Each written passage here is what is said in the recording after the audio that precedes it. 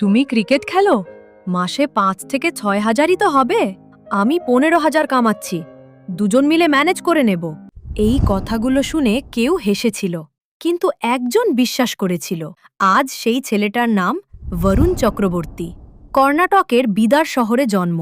Cricket পরিবার নয়, শুরুটা ছিল ফুটবল দিয়ে, তারপর হঠাৎ ক্রিকেট।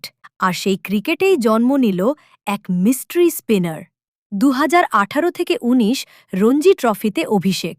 ২০১৯ আইপিএল নিলামে ডাক পেল কলকাতা নাইট রাইডার্স থেকে। ২০২০ আইপিএল ক্যারিয়ারে টার্নিং পয়েন্ট, ১৩ ম্যাচে ১৭ উইকেট, ইকোনমি ৮.২৩।